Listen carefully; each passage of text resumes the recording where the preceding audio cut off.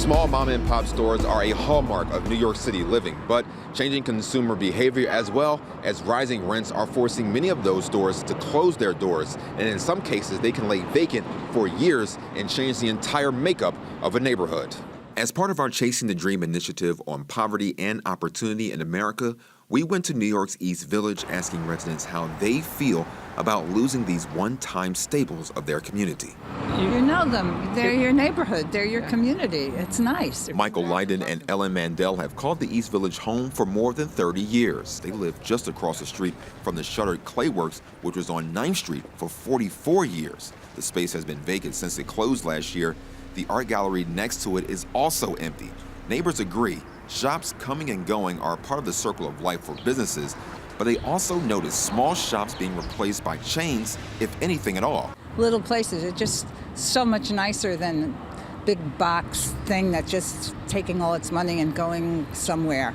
Oh, so that's kind of... That's why I was eyeballing that. Delaney Coppersmith runs Cobblestone. She's one of many small businesses along 9th Street, and her small boutique is one of the longest-running stores on the block. She's been on the Strip for nearly 4 decades. My view of things now is that you don't have to go to the other neighborhoods because they're pretty much all the same now. You've got your banks, your nail salons, nothing against any of those things. But the things that made New York great, that you would come here to see because you wouldn't see it anywhere else, that's all being taken away, you know? How important do you think is having these small mom and pop shops in the neighborhood for people who are looking for a place to live?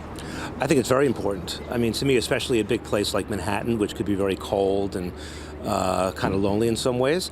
Any chance there is to have some community, I think is really important. And that may be, you know, a local shop, whether it's, you know, for beer or a sandwich. Some have toyed with the idea of rezoning the neighborhood to help keep big box stores out. So one thing is we could pass legislation, whether it's about the taxes that are passed on to the tenant, or it's whether we're looking at a 21st century version of something like the Small Business Shop Survival Act.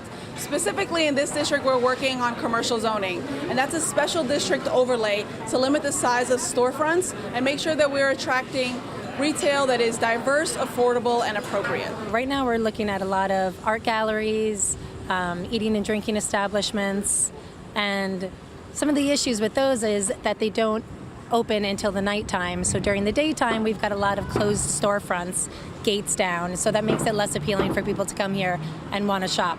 The East Village's Active Community Board is focusing on steering small businesses to the resources already available. A lot of what we do in Community Board 3 is try to connect businesses to some of our city agencies that provide free services, like the Small Business Services would have free legal help. Last year, the agency says it connected entrepreneurs to $30 million in capital and started the Love Your Local program, highlighting the city's small businesses. Most importantly, I think, is consumer behavior is changing. So we want to make sure small business owners are aware of how to market their business, how to actually use technology to better support their business and connect with the local community.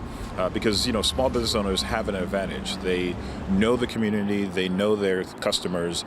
The Selco on 2nd Avenue has managed to stick around for more than 60 years. When we first opened, we were more like a candy store. We had cigarettes, lottery tickets, newspapers, all kinds of little things that, because we were basically just surviving. We would sell anything that we could to survive.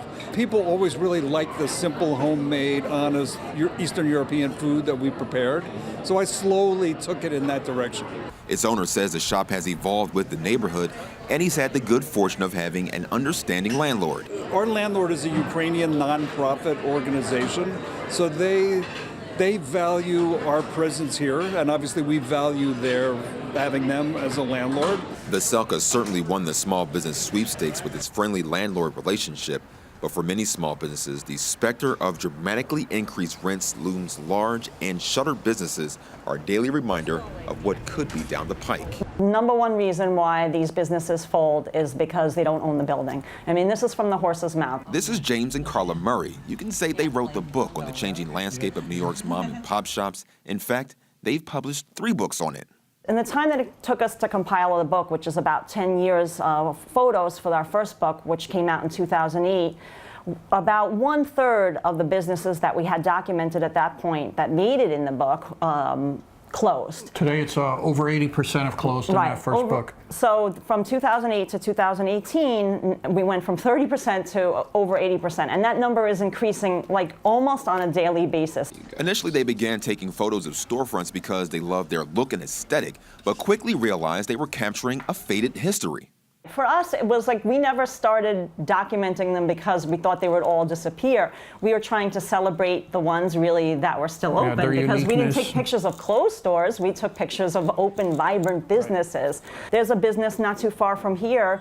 The owner doesn't own the building. It's a mozzarella business, like it's an old Italian family-owned business. They make their homemade mozzarella. And he told us that if he's ever, the rent ever gets too much for him, that's it. That's the end of the business. He said, I can't move anyplace else because the rent is just too high everywhere. In the East Village, I'm Naeem Douglas for Metro Focus.